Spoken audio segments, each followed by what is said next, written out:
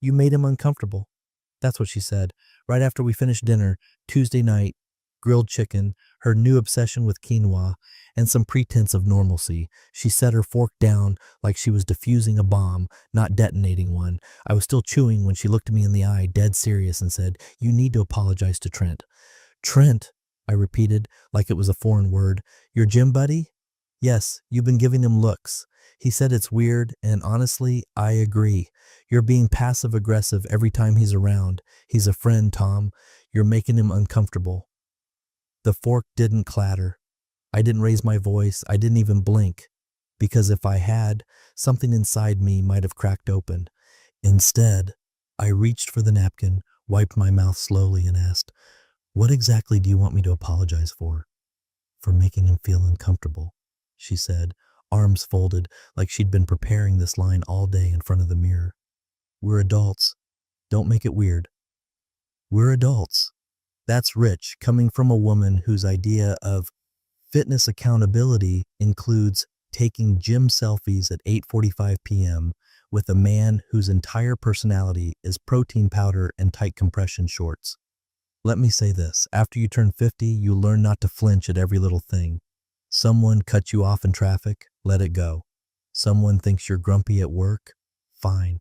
Your back hurts getting out of bed, that's just the tax for being alive. But there's a difference between picking your battles and pretending there's no war happening behind your back. I didn't argue, I didn't defend myself. I didn't even ask why Trent, who always shook my hand a little too tightly and called me bro, was suddenly sensitive enough to need an apology from the husband of the woman he's been spotting after hours. Instead, I nodded. "You're right," I said. "I should clear the air." She blinked, caught off guard maybe. I could see the relief washing over her like she expected a fight and was surprised I handed her peace on a platter. It's amazing how quickly people confuse surrender with cooperation. I asked for his address. She hesitated, then texted it to me, pretending not to. I stood up, kissed her cheek, and told her I'd take care of it that evening. "We're adults," I echoed. "Can't make it weird." On my way out, I stopped by the liquor cabinet. Found a bottle of single malt Glenfiddich we'd been gifted for our anniversary a few years back. Never opened. I figured if I was going to apologize, I might as well bring a gift. Nothing says sincere like overpriced whiskey, right? That drive to their side of town was quieter than usual. No music, no talk radio.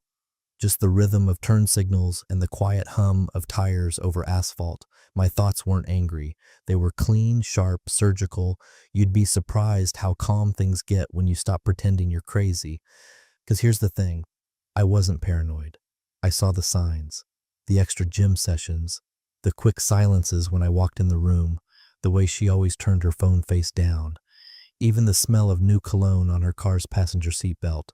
One I don't wear. You'd think she'd be smarter. You'd think he would too. But no, they thought I'd let it go. Smile, nod, apologize. I will say this much. When the battle chooses you, the best thing you can do is make sure you're the one who writes the terms. And hey, if you're reading this and you've been in my shoes, or think you might be one day, do yourself a favor and follow this page. Most of you don't, and frankly, that's a shame. Because the more eyes we have, the louder the truth echoes. It's not about attention, it's about leverage. And trust me, you're going to want leverage. Anyway, back to the evening. I pulled up to a modest house in a well-manicured neighborhood. Porch light was on. His truck was in the driveway, lifted, obnoxious, the kind of thing a man overcompensating would drive. I double-checked the bottle, made sure it looked presentable, and walked up to the door. One knock, then another. It opened. There he was, Trent, wearing a tank top and a surprised expression, like he wasn't expecting visitors who knew where his secrets lived. Behind him, a woman appeared, blonde, mid-30s, polite smile that faded quickly. His wife, I assumed. I held out the bottle and said, "Hey, Trent, I just wanted to stop by and apologize." His posture shifted. She glanced between us, sensing the awkwardness, but not understanding it yet. I smiled. "For what?" he asked.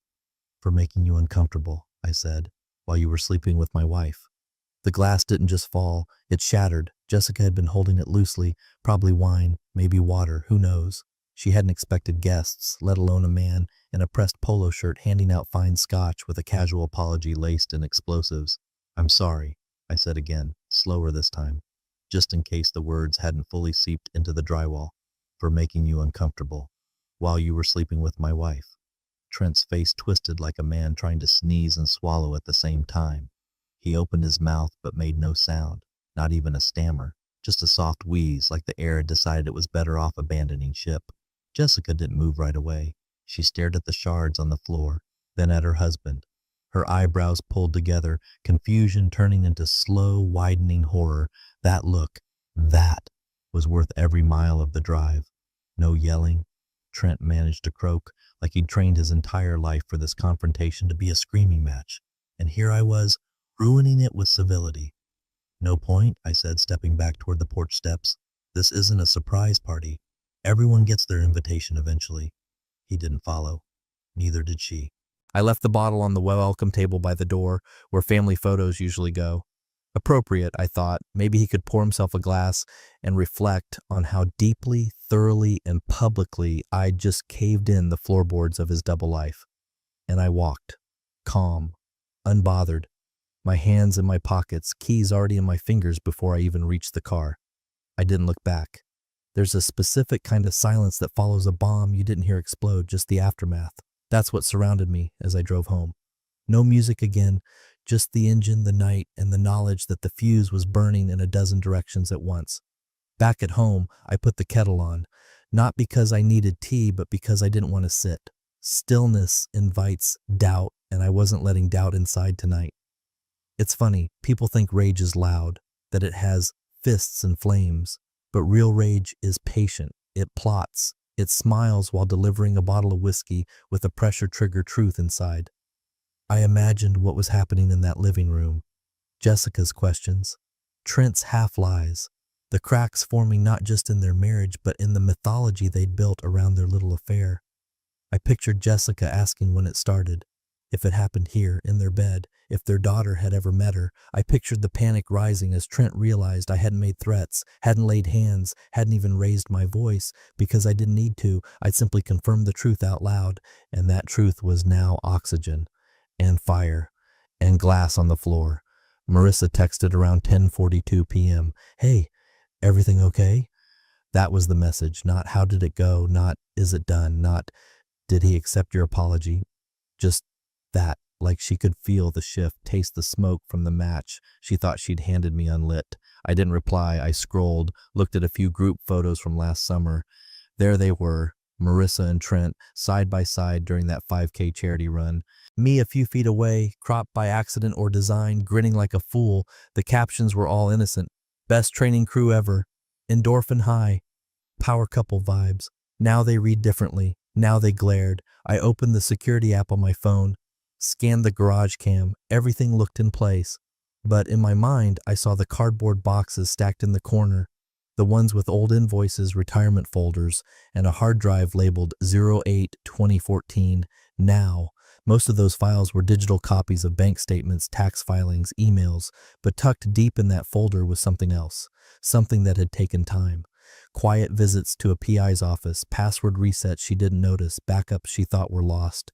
You don't live with someone for 16 years and miss the way they cheat. It's not in the lies, they're sloppy.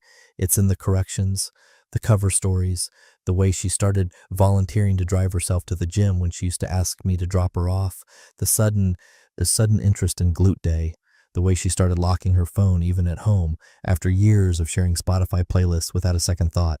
And Trent? He wasn't even the first sign, he was just the dumbest one. They thought I was slow, dull, maybe even complacent. Marissa once joked that I didn't notice anything unless it came with a receipt. So I started collecting receipts.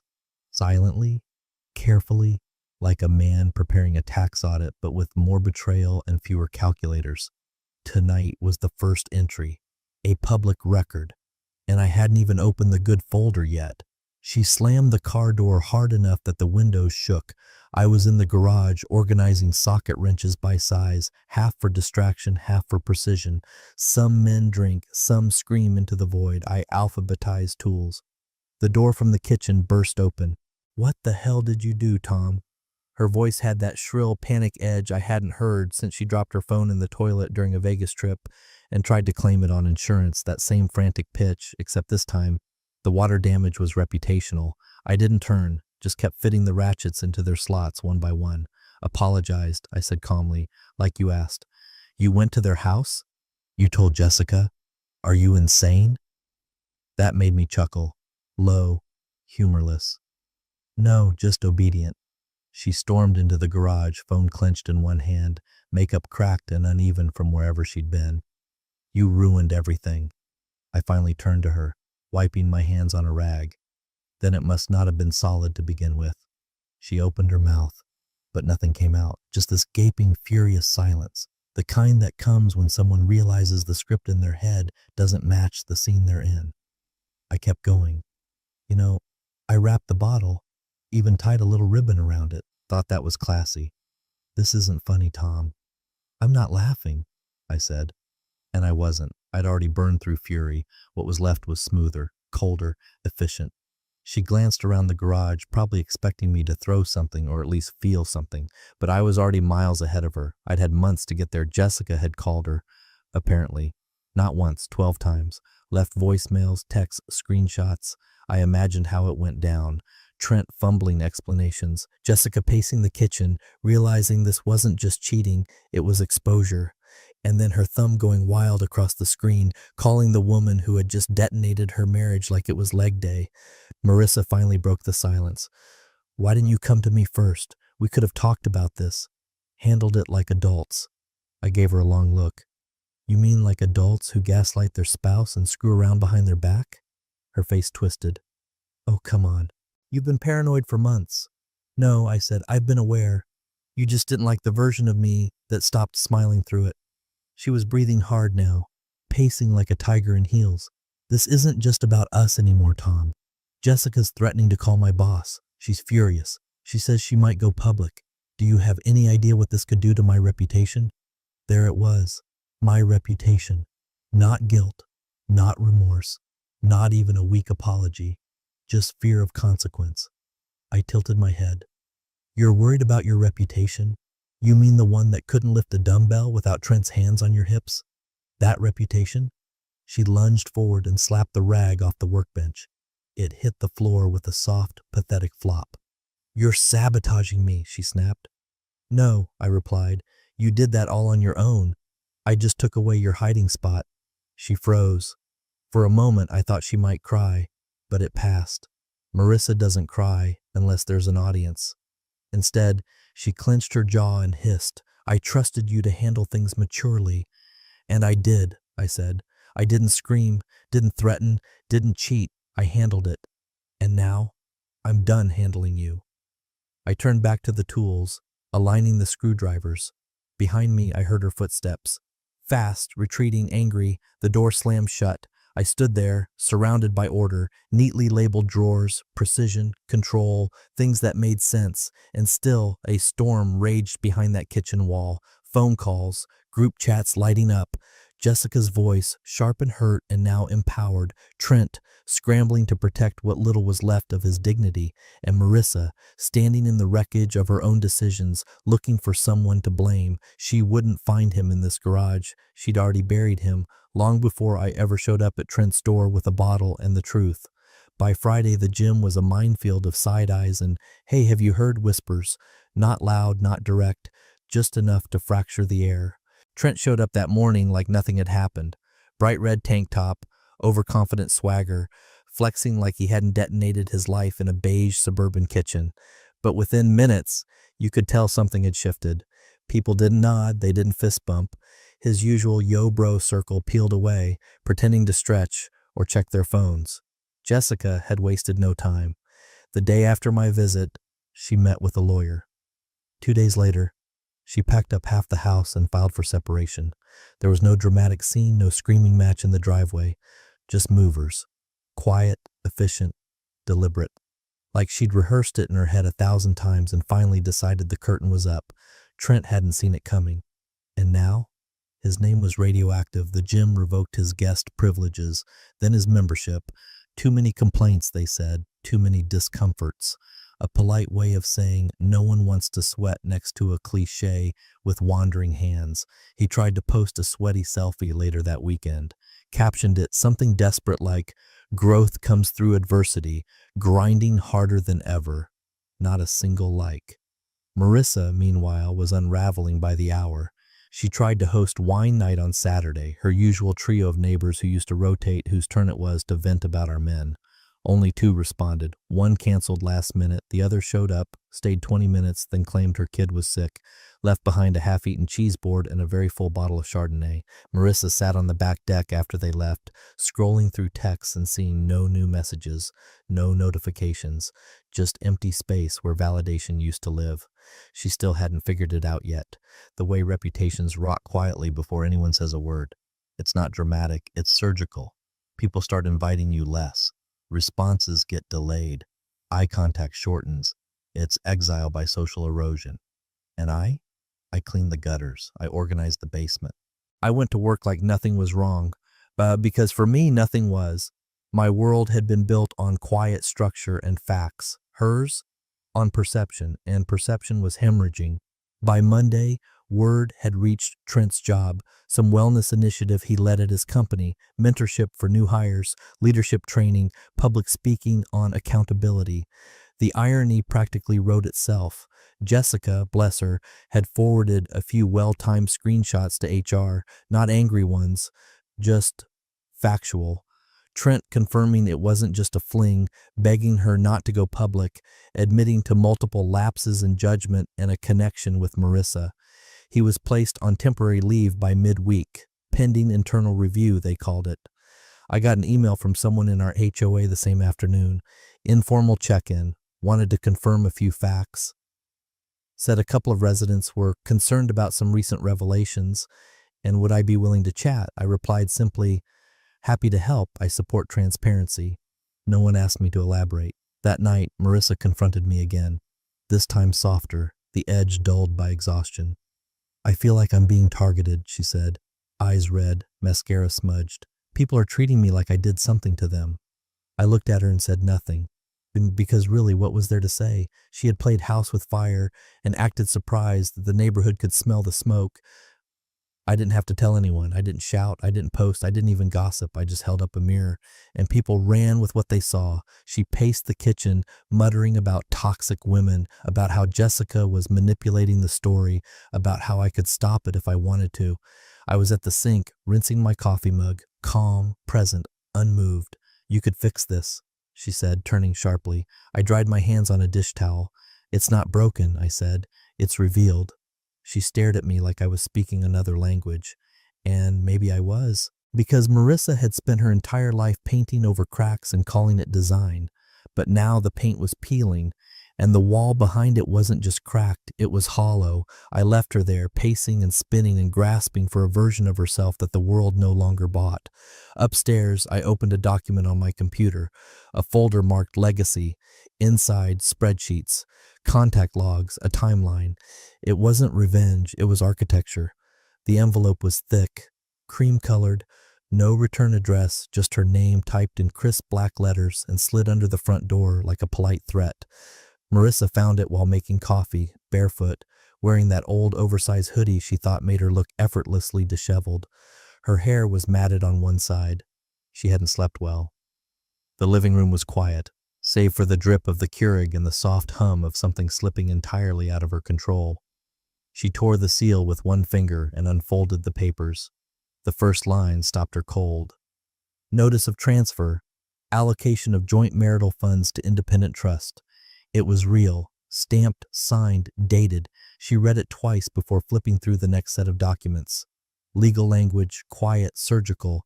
Tom had moved half of their savings, just under $142,000, into a protected trust. No deception, no theft, just precision, entirely within his legal rights. She didn't scream, not yet.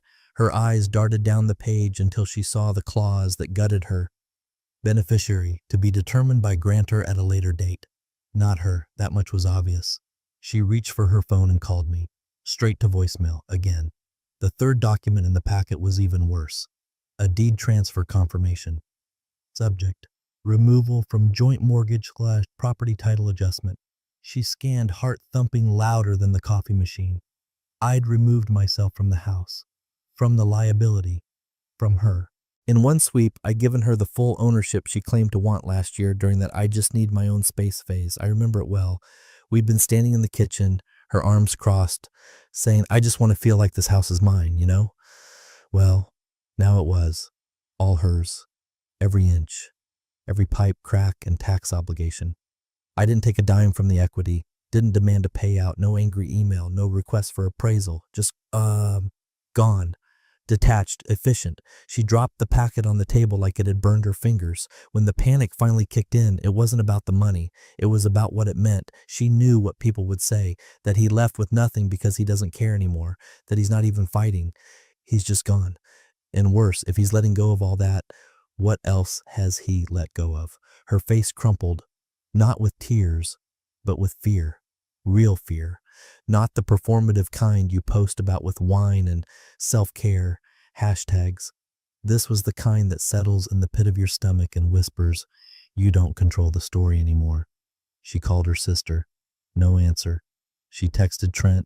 Read, no reply. She called me again. Nothing. I was at my office, door closed, finalizing account transfers, setting passwords, cleaning lines. This wasn't revenge, it was revision. She thought that if things ended, she'd walk away victorious, her version of independence, her narrative, her spotlight. But I'd given her the ending she asked for, with none of the rewards, no house security, no half of our savings, no leverage, just freedom, raw, cold, and total. That night, she stood in the doorway of the garage while I sorted a pile of donation boxes.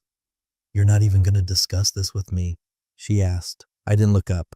There's nothing to discuss, I said. You wanted space, I gave it. You wanted ownership. It's yours. I'm not taking anything you didn't already give away. You blindsided me, she hissed. You knew what you were doing. I finally glanced at her. I did. That's the difference. She clenched her jaw, arms folded tight. So that's it? You're just going to disappear? No lawyers? No settlement? I shrugged. I settled, just not with you. There was a pause, long enough for the silence to fill in all the missing pieces between us. Then I added, you said you didn't want a battle. You just wanted to move forward. So go ahead, move forward. Her eyes flicked down to the box labeled wills and legacy documents. She opened her mouth to ask, but didn't.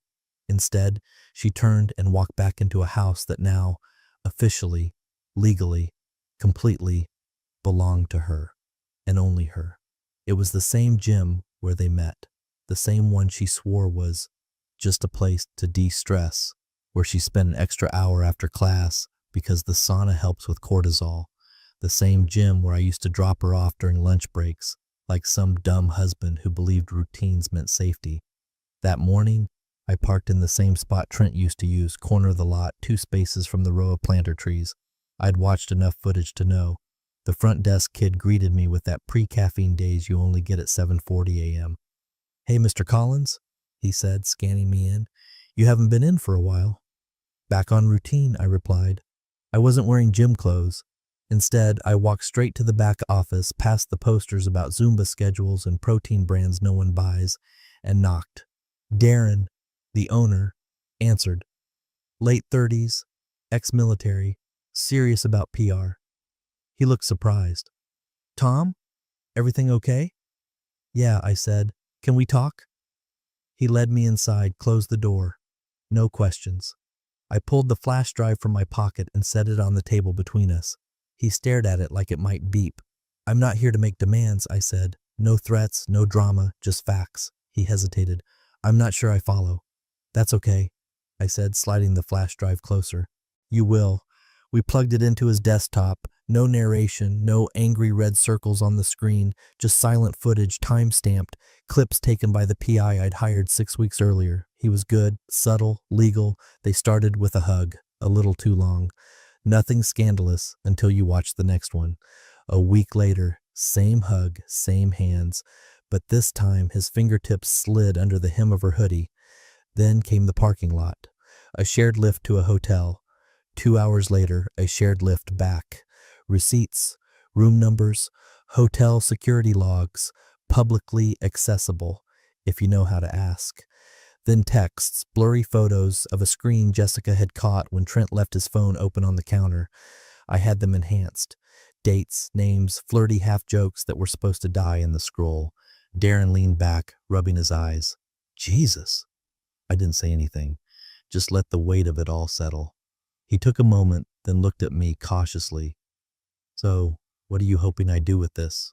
I smiled. Whatever you think keeps your place clean. An hour later, both Marissa's and Trent's memberships were suspended pending review of member conduct. No explanation posted, no dramatic emails, just polite notices sent separately citing disruption risk and conflict of interest. By noon, I'd already received 2 texts from Marissa. What did you do? They kicked me out. You couldn't just leave it alone? I didn't answer. She already had the answers. She just didn't like their shape. By the time she stormed home that evening, her hands were trembling. You went to my gym. You humiliated me. I was sitting in the living room reading. I didn't look up. No, I said, I just turned the lights on. She threw her bag onto the floor. You're acting like a damn spy. This is insane, Tom. I folded the page I was on calmly. No, what's insane is risking everything you built for someone who bench presses his way through marriages. She stared at me, shaking with fury. You've ruined me. You did that, I said, standing. I just organized the evidence. The next day, Jessica did her part. She emailed Trent's company's HR department with a timeline, screenshots, and a very polite subject line, ethical conduct concern, professional personal overlap. She didn't blast it on Facebook, didn't tag anyone, just sent it, quiet and professional, CCing legal. I heard through a mutual friend that Trent was asked to work remotely while an internal investigation takes place. Translation, they're deciding whether to fire him now or just wait for the news cycle to finish burying him. Marissa had her own little implosion that evening. She walked into the kitchen like someone bracing for a slap that hadn't arrived yet. She stood there, watching me slice an apple. You're not done, are you? She asked, voice low. Nope, I said, popping a slice into my mouth. Why? She whispered. Why are you doing this to me? I looked at her finally. Because I gave you silence, and you filled it with lies. She flinched. I didn't raise my voice, didn't throw anything, just offered her the other half of the apple. She didn't take it. I went back to slicing. Even her sanctuary, her gym, her fit fam, her sacred temple of leggings and filtered mirrors had turned on her. And I hadn't even touched the legal side yet. Funny how facts, when delivered quietly, echo louder than rage ever could. The invitation arrived the week after the gym memberships were revoked. Embossed cardstock, black script, local chamber seal and gold foil. A dinner banquet and speaker panel. Invitation only. I almost threw it away. Almost. But I RSVP'd. Not because I needed the spotlight, but because I'd been invited for the right reason. Not as someone's plus one, not as Marissa's husband, but as Tom Collins. Project manager, independent consultant, steady hand after a public storm. I wore a navy suit, tie she never liked. The one she said made me look too conservative, too stiff. It fit perfectly now. The venue was modest. Ballroom at the Willowbrook Hotel, 10 minutes from the house she'd once begged me to refinance so she could open up the kitchen. A dozen round tables, floral centerpieces, glasses that still had streaks from the dishwasher. But the room held weight, the kind of weight people carry when they've had to rebuild something after watching it fall apart. I was seated at a table with the managing director of a local firm, a woman who ran a nonprofit for veteran spouses, and a tech guy who couldn't stop fidgeting with his smartwatch. All of them kind, engaged, polite. When I stepped up to speak, it wasn't dramatic, just a brief talk as part of the evening's theme, resilience in personal and professional life. I didn't name names, didn't allude to her or Trent or the wine glasses shattered in the kitchen 2 months ago. I spoke plainly about structure, loss, realignment. Rebuilding, I said, isn't about revenge or restitution. It's about remembering what you're made of after everyone else forgets. Polite applause, thoughtful nods.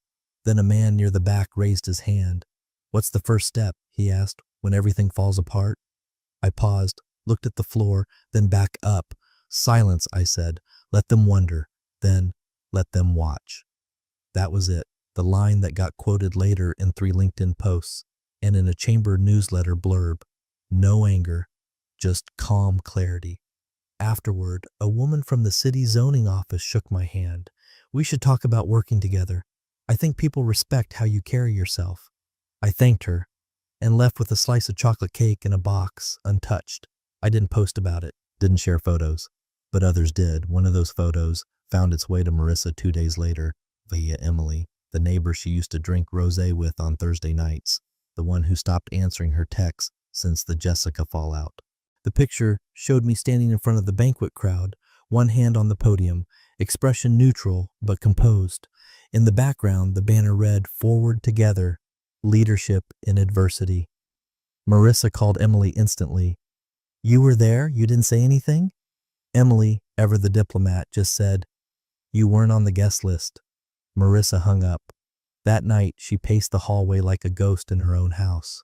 She tried opening the guest room closet, where my suits used to be, but all she found was an empty row of hangers and a few folded towels. She stared at the void for a long time. She didn't ask me about the banquet directly. I knew she wouldn't, because to ask would be to admit she had been excluded. Instead, she knocked on my door. The downstairs den I'd converted into a makeshift office since moving out of the master bedroom. "You gave a speech?" she asked, arms folded, trying to sound casual. I looked up from my screen. "Brief talk," I said. "It went well." She stood there, chewing on the inside of her cheek. "Everyone's talking about it," she said. "I saw the photo." I nodded. "You're not even mad, are you?" she asked. I paused. "I was. Now I'm just accurate." She exhaled sharply. "That's psychotic." "No," I said. "It's composed. There's a difference." She left after that. Back up the stairs, back into the echo chamber she built. And somewhere across town, people who used to know us as a couple were rewriting the narrative. They weren't asking what she had lost. They were watching what I was becoming. She really thought she had it. The job, the fresh start, the carefully packaged redemption arc. Marissa had dusted off her old resume, fluffed it up with words like strategic liaison and community integration, both of which sounded better than made PTA hell for everyone and got banned from 2 Facebook groups. She applied to a local nonprofit that worked with at-risk families, the kind that hosted charity runs and silent auctions with wine tasting stations.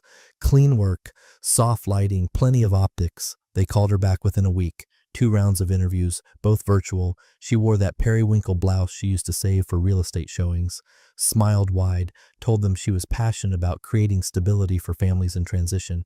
The irony would have been hilarious if it wasn't so grotesque. I heard about the interview through a mutual friend. Small town. The nonprofit's director had mentioned her name during lunch with a local board member I'd worked with years ago. Marissa Collins applied for the coordinator role. "Any thoughts?"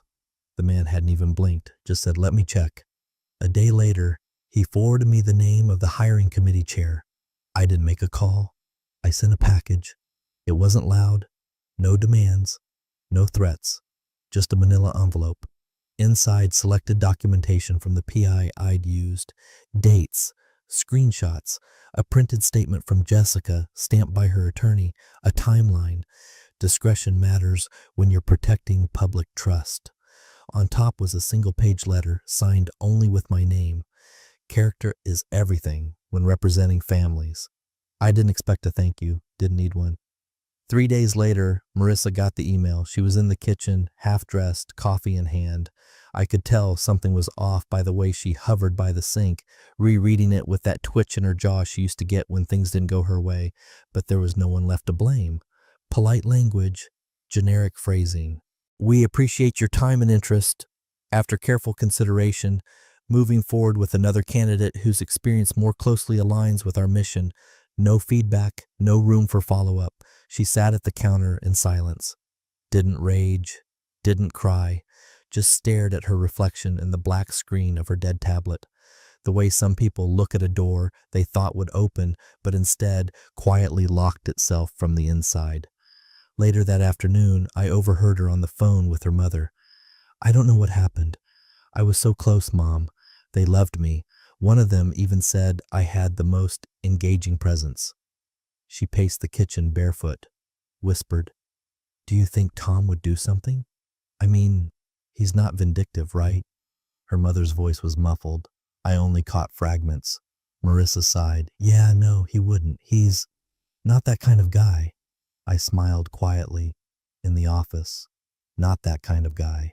They always mistake silence for softness. She spent the rest of the evening in that gray bathrobe she swore was her thinking robe, scrolling job boards. She emailed one or two other nonprofits. Never heard back. Maybe word had already spread.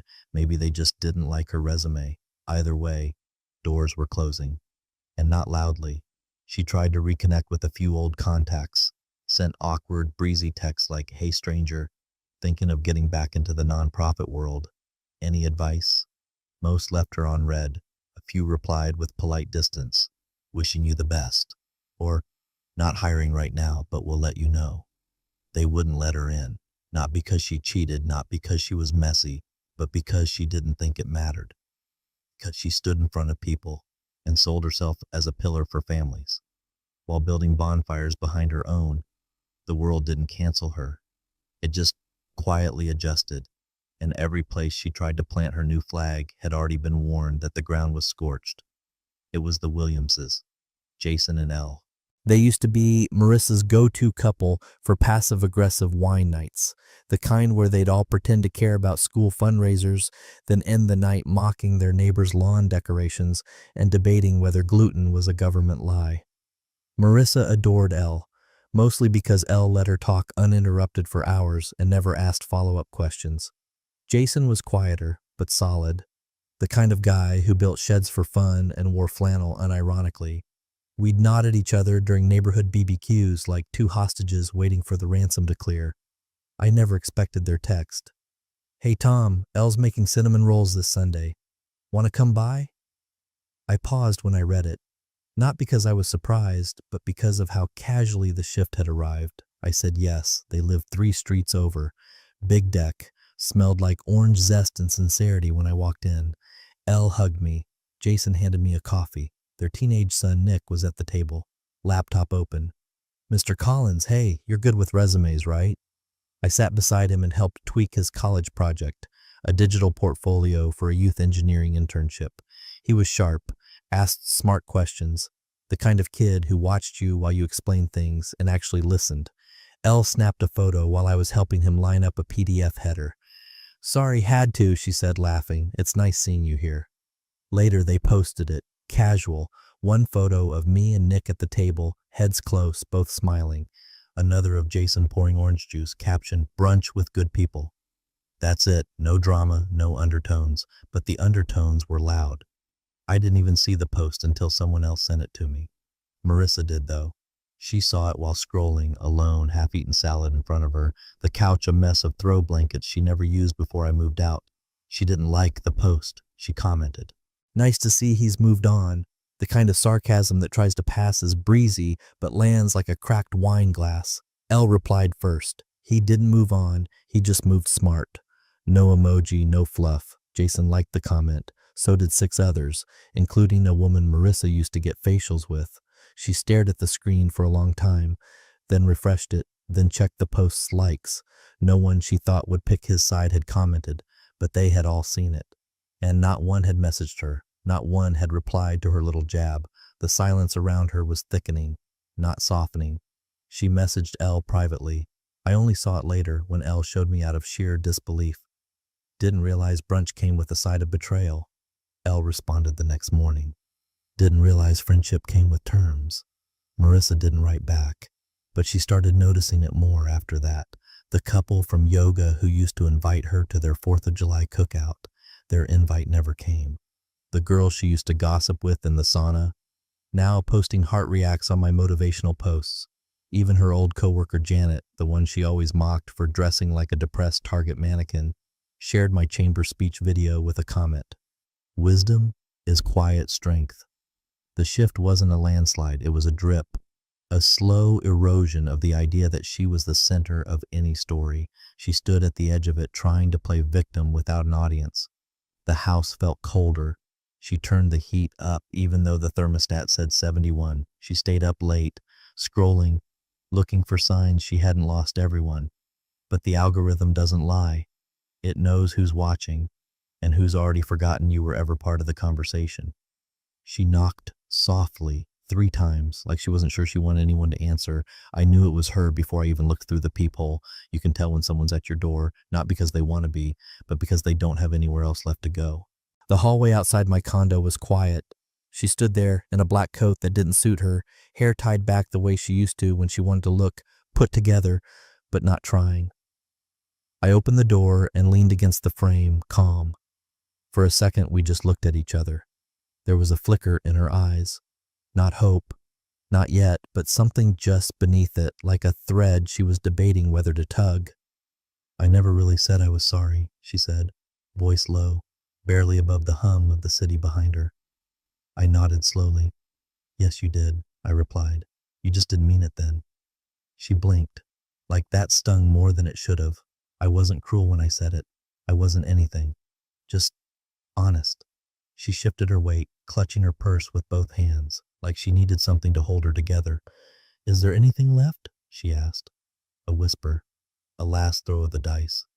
Before I answered, I stepped back and let the silence do its work. Behind me, the condo was warm. Clean lines. Soft lighting. No clutter. The smell of rosemary and garlic hung in the air. Someone cooking. And then she saw her. A woman, early 40s, barefoot in the kitchen, laughing as she tossed vegetables to my dog, who sat beside her, tail wagging like a metronome. She wasn't a replacement. She was someone who didn't need fixing or managing or forgiving, someone who walked in with presence, not performance. Marissa stared, not in anger, not even jealousy, just realization that life had moved on, and it hadn't left breadcrumbs for her to follow. I looked back at her. No, I said simply, but I do appreciate the apology. She opened her mouth to speak again, but I gently cut her off. You were right to ask for one, I said. So was I. Then I closed the door. Not slammed, not locked with drama, just closed. Behind it I heard nothing. No sobbing, no knocking, just the absence of presence. The quiet acknowledgement that for the first time in a long time, no explanation was owed. Back inside, the woman smiled. Everything okay? I nodded. Just tying off the last loose end. She handed me a glass of wine and reached down to scratch behind the dog's ear. He looked up at me with his usual goofy trust, and I felt it, that clean, sharp stillness that comes not from revenge, but from recovery. I didn't check the peephole again. She'd already gone.